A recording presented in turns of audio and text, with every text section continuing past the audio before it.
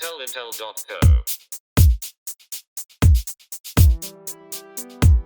Hotelintel.com. This episode is brought to you by Glowfish Serviced Office Space and Virtual Office Services in Bangkok and Cometive Production. Welcome to Hotelintel.co. I'm Wimintra and I'm your host today. Joining our conversation today is the Managing Director of Chao Hostel, Prakhun Phornprapha. We'll be talking about how hostel have evolved and how to make it appear to a target audience, and will some hotels be a threat for hostel business? So let's start the first question. How have hostels evolved in the past years, and are the guests still the lower range of millennial spectrum? Okay, first of all, about hostel industry. We used to think that hostels are places that you just sleep and then you go out partying and it's just cheap accommodation. But now it's evolved into a place that it's a destination within a destination. Like from Bangkok, you would have to go to this hostel where you go and meet and mingle with people and with great designs and good facilities. Mm-hmm. So design is important, obviously. Yes, it's very important. So and how a good hostel need to be designed? What kind of design that will make it appear to a target audience? Okay, in my point of view, the way I designed my hostel is that it has to have a cultural element that guests don't just experience when they go outside to visit like Wat Phra Kaew, Wat Arun, but then they also experience the culture when they're inside a hostel as well. So when you go into Chao Hostel, you'll see the alphabet on the wall, the alphabet on a counter, and all the food that's provided for the guests to eat anytime they want is all like snacks that Thai people grew up with and stuff like that.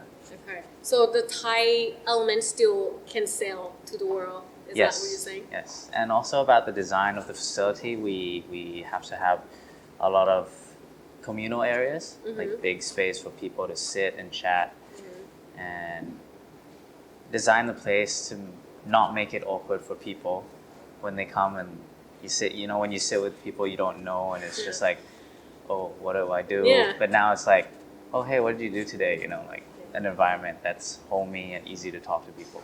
And what kind of demographic you have for your hostel? Are there still like backpacker? Yes, we have a lot of backpackers, but like with our price range, people might think it's a bit expensive for backpackers, but then nowadays the spending behavior of travelers has changed. I think like the middle class spend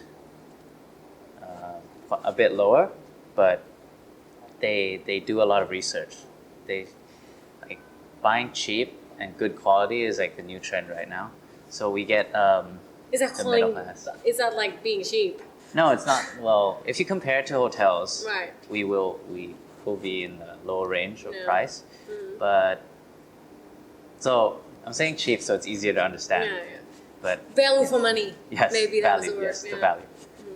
And do you think so? When you talk about price, you're doing business, and I would assume that you want ROI. How do you get these people to spend money? What I think about for our hostel guests is not spending inside my hostel, Okay. but okay, they stay in the hostel, they have fun. But what we aim for is an emotional experience that creates satisfaction. So they stay inside our hostel longer. So you meet new people, you have good conversations, they invite each other out, they come back and buy more drinks at the hostel and stuff like that. Okay. Is what we mainly focus on. We're not like, oh, we have happy hours at this hour, you can buy. We don't really enforce that. But then we mainly communicate through our staff to have to enhance the experience for the guests. Thank you for joining us today, and thank you our guests to be with us, and thank you for letting us use the space, Glowfish Siam. And until next time, goodbye.